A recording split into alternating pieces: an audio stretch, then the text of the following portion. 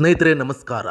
ಇವತ್ತು ನಾವು ಮಾತನಾಡೋಕೆ ಹೊರಟಿರೋ ವಿಷಯ ನಿಜಕ್ಕೂ ಮನಸ್ಸಿಗೆ ಭಾರ ಆಗುತ್ತೆ.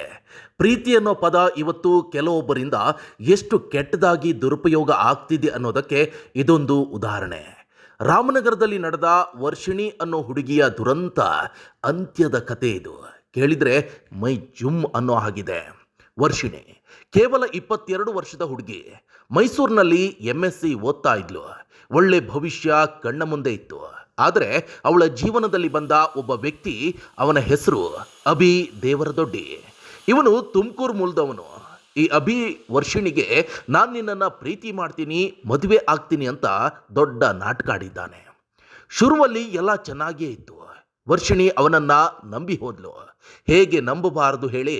ಪ್ರೀತಿ ಅಂತ ಒಬ್ಬರು ಬಂದು ಮಾತನಾಡಿದರೆ ಯಾರು ತಾನೇ ಅನುಮಾನ ಪಡ್ತಾರೆ. ಆದರೆ ಅಭಿ ಮಾಡಿದ್ದು ಪ್ರೀತಿಯಲ್ಲ, ಬರೀ ಮೋಸ, ವಂಚನೆ. ಅವನ ನಿಜ ಬಣ್ಣ ನಿಧಾನವಾಗಿ ಹೊರಬಂತು. ಈತ ವರ್ಷಿಣಿಯನ್ನ ಪ್ರೀತಿಯ ಹೆಸರಿನಲ್ಲಿ ನಂಬಿಸಿ ಬ್ಲ್ಯಾಕ್ ಮೇಲ್ ಮಾಡೋಕೆ ಶುರು ಮಾಡಿದ. ಬ್ಲ್ಯಾಕ್ ಮೇಲ್ ಅಂದರೆ ಮಾಮೂಲಿ ಬೆದರಿಕೆ ಅಲ್ಲ. ಆ ಹುಡುಗಿಯ ಖಾಸಗಿ ಫೋಟೋಸ್ಗಳನ್ನು, ವಿಡಿಯೋಸ್ಗಳನ್ನು ಇಟ್ಕೊಂಡು ಬೆದರಿಸಿದ್ದಾನೆ. ಇಷ್ಟು ಮಾತ್ರವಲ್ಲ, ನಾನಿದನ್ನು ಎಲ್ಲರಿಗೂ ಕೂಡ ಹೇಳ್ತೀನಿ ಅಂತ ಅಸಹಾಯಕಳನ್ನಾಗಿ ಮಾಡಿದ್ದಾನೆ. ಅದಷ್ಟೇ ಅಲ್ಲ, ನಿಮಗೆ ಗೊತ್ತಾ, ಡೆತ್ ನೋಟ್ನಲ್ಲಿ ವರ್ಷಿಣಿ ಬರೆದ ವಿಷಯ ಕೇಳಿದರೆ ಎಂಥವರಿಗೂ ಕೂಡ ಕೋಪ ಬರುತ್ತೆ. ಇವನು ಬರೀ ಬೆದರಿಸಿದ್ದಲ್ಲ, ಅವಳಿಂದ ಹಣ ಮತ್ತು ಒಡವೆಗಳನ್ನು ಕೂಡ ಸುಲಿಗೆ ಮಾಡಿದ್ದಾನೆ. ದುಡ್ಡು ಕೇಳೋದು, ಒಡವೆ ಕಿತ್ಕೊಳ್ಳೋದು ಇವನಿಗೆ ಇದೊಂದು ದಂಧೆ ಆಗಿ ಹೋಗಿತ್ತು ಅಂತ ಆರೋಪ ಕೂಡ ಕೇಳಿ ಬರ್ತಾ ಇದೆ. ವರ್ಷಿಣಿಗೆ ಇದರಿಂದ ಹೊರಗೆ ಬರೋಕೆ ಆಗಲೇ ಇಲ್ಲ. ಯಾಕಂದರೆ ಅವಳ ಮೇಲೆ ಮಾಡಿರೋ ದೌರ್ಜನ್ಯ ಸಣ್ಣದಿರಲಿಲ್ಲ. ಆ ಹುಡುಗಿ ಬರೆದಿದ್ದಾಳೆ, ಅವನು ನನಗೆ ಮೋಸ ಮಾಡಿದ್ದಲ್ಲದೆ ಬಲವಂತವಾಗಿ ಗರ್ಭಪಾತವನ್ನೂ ಮಾಡಿಸಿದ್ದಾನೆ. ಒಬ್ಬ ಹುಡುಗಿಯ ಜೀವನ, ಆಸೆ, ಕನಸು, ಶರೀರ ಎಲ್ಲದರ ಜೊತೆ ಈತ ಆಟ ಆಡಿದ್ದಾನೆ. ಸಂಪೂರ್ಣ ನಾಶ ಮಾಡಿಬಿಟ್ಟಿದ್ದಾನೆ.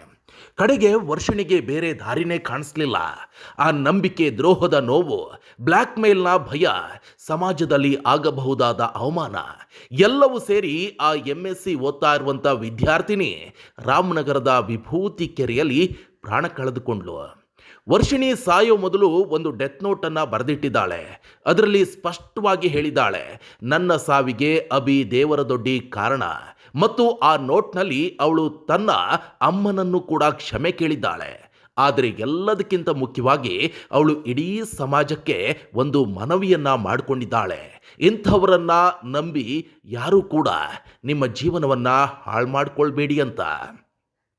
ಈಗ ರಾಮನಗರ ಗ್ರಾಮಾಂತರ ಪೊಲೀಸ್ ಠಾಣೆಯಲ್ಲಿ ಕೇಸ್ ದಾಖಲಾಗಿದೆ. ಅಭಿ ದೇವರದೊಡ್ಡಿ ವಿರುದ್ಧ ಕ್ರಮ ತೆಗೆದುಕೊಳ್ಳೋಕೆ ಪೊಲೀಸರು ಮುಂದಾಗಿದ್ದಾರೆ. ವರ್ಷಿಣಿಯ ಸಾವಿನಿಂದ ನಾವು ಕಲಿಬೇಕಾದ ಪಾಠ ಏನು ಗೊತ್ತಾ? ಪ್ರೀತಿ ಅನ್ನೋ ಪದದ ಹಿಂದೆ ಬರೋ ಪ್ರತಿಯೊಬ್ಬನನ್ನು ಕೂಡ ನಂಬಬಾರದು. ಯಾರಾದರೂ ನಿಮ್ಮನ್ನು ಬ್ಲ್ಯಾಕ್ ಮೇಲ್ ಮಾಡೋಕೆ ಶುರು ಮಾಡಿದರೆ ತಕ್ಷಣ ನಿಮ್ಮ ಫ್ಯಾಮಿಲಿ ಜೊತೆ ಅಥವಾ ಪೊಲೀಸ್ ಬಳಿ ಮಾತನಾಡಿ. ಮುಚ್ಚಿಡೋಕೆ ಹೋದರೆ ವರ್ಷಿಣಿಗೆ ಆದ ದುರಂತ ನಿಮಗೂ ಕೂಡ ಆಗಬಹುದು. ವರ್ಷಿಣಿಗೆ ನ್ಯಾಯ ಸಿಗಲಿ, ಇನ್ನೊಂದು ಇಂತಹ ಘಟನೆಗಳು ಆಗದಿರಲಿ.